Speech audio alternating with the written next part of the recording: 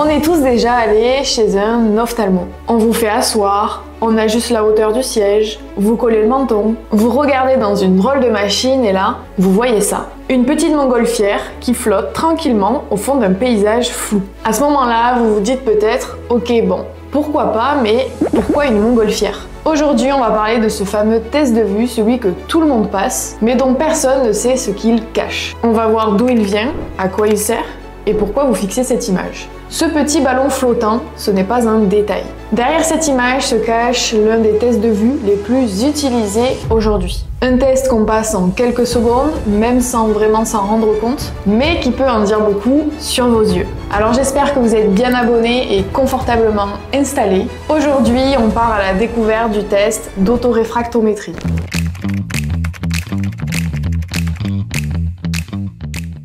Avant de comprendre pourquoi on vous montre une montgolfière, il faut remonter un peu dans le temps. Parce que oui, ce n'est pas une invention tombée du ciel, même si elle montre une montgolfière. L'autoréfractométrie, c'est le fruit d'années de recherche en optique et en ingénierie. Si on doit citer un tournant, ce serait le brevet déposé en 1974 par le chercheur américain Tom Cornsweet, qui a développé l'un des premiers systèmes de réfraction capables de mesurer la réfraction de l'œil. À l'époque, l'idée était révolutionnaire. Créer une machine capable de mesurer automatiquement la réfraction de l'œil, c'est-à-dire de mesurer la myopie, l'hypermétropie, l'astigmatisme, sans que le patient ait à lire une seule lettre. Avant ça, tout se faisait à la main, avec des essais de verre, des réponses subjectives, et du coup, des erreurs possibles. Mais là, on passe à quelque chose de beaucoup plus fiable. Une mesure objective, rapide, reproductible et surtout utilisable pour tous les professionnels de la vision. Très vite, la machine s'est imposée. Les constructeurs comme Topcon, Nidec, Canon ou Zeiss ont commencé à perfectionner le système, à le rendre plus compact, plus précis et à y ajouter une petite image au fond pour guider le regard. Et c'est là qu'intervient notre fameuse montgolfière.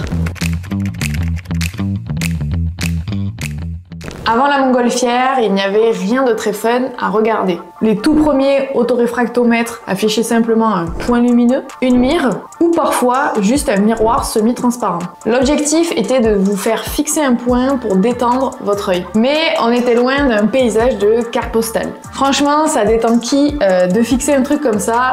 Personne. Et du coup, c'était pas toujours efficace car certains patients, surtout les plus jeunes, avaient du mal à fixer correctement ou à rester concentrés. Les constructeurs se sont donc dit, bon, et si on leur faisait regarder autre chose qu'un spot de salle de bain? Quelque chose de plus doux, de plus relaxant, un visuel qui calme naturellement les yeux. Et c'est là qu'est née cette idée de paysage. Une image avec des couleurs douces et une profondeur qui donne à l'œil l'illusion qu'il regarde loin. Alors qu'en réalité, il est à 10 cm d'un objectif. Et dans cette course à l'image qui détend, c'est Topcon avec sa montgolfière qui a gagné haut la main. Mais ce n'est pas la seule image qu'on trouve. Certaines marques comme Nidec utilisent une maison au bout d'un chemin, d'autres proposent un arbre solitaire, une route floue, un petit lac, etc. En réalité, ce qu'il y a sur l'image, on s'en fiche un peu. Ce n'est pas une pub pour les Gîtes de France, c'est juste une image pour vous détendre un petit peu. L'important, c'est l'illusion de la distance. Et je pense qu'on est d'accord pour dire que face à ces paysages, on se détend plus facilement et la machine peut bosser tranquille et faire sa mesure. Pour l'anecdote, même si l'image ne sert à rien en soi, ça n'a pas empêché certaines de se passionner pour la question. Sur Reddit, on trouve des gens, probablement des ophtalmos en pause café, qui ont tenté de retrouver l'endroit exact où avait été prise la photo de la fameuse montgolfière. Et je vous jure, ils ont fait ça sérieusement. Comparaison des collines, forme des arbres, orientation de la lumière, etc. Certains ont même croisé ça avec Google Street View pour retrouver la route en question. Comme s'ils menaient une enquête criminelle sur TF1, le mystère du ballon perdu. Mais à ce jour, personne ne sait vraiment d'où viennent ces images.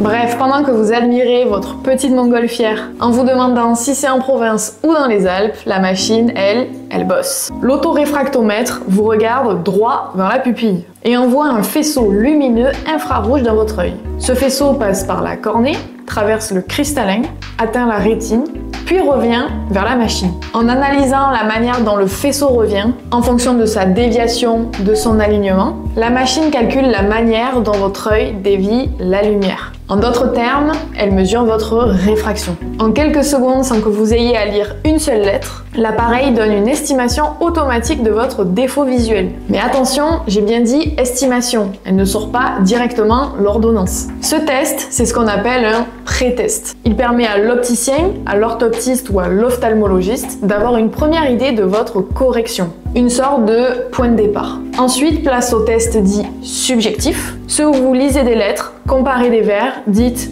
oui c'est plus net ou non c'était mieux avant. Bref, vous devenez actif dans les mesures. Mais là, vous vous demandez peut-être pourquoi on remplace pas les ophtalmos par des autoréfractomètres pilotés par l'IA qui feraient les examens de vue complets en quelques secondes? Parce que la machine, aussi performante qu'elle soit, ne peut pas tout capter. Elle ne sait pas si vous forcez un peu sur vos yeux, elle ne capte pas toujours la fatigue visuelle et elle ne remplace pas l'interprétation humaine d'un professionnel, surtout pour les cas un peu plus complexes. Donc non, la montgolfière à elle seule ne peut pas déterminer la correction complète de vos lunettes. Elle met l'ophtalmo sur la voie pour donner une estimation, mais c'est tout. Alors voilà, la prochaine fois que vous poserez votre menton sur cette drôle de machine et qu'on vous dira de regarder la montgolfière, vous saurez exactement ce qui se passe derrière cette image. Et vous pourrez même peut-être impressionner votre ophtalmo en lui disant « Ah oui, c'est pour détendre mon accommodation afin d'avoir une mesure objective de ma réfraction, je connais. » J'espère que cette vidéo t'a plu. Si c'est le cas, n'hésite pas à liker et à t'abonner à la chaîne pour ne pas louper les prochaines.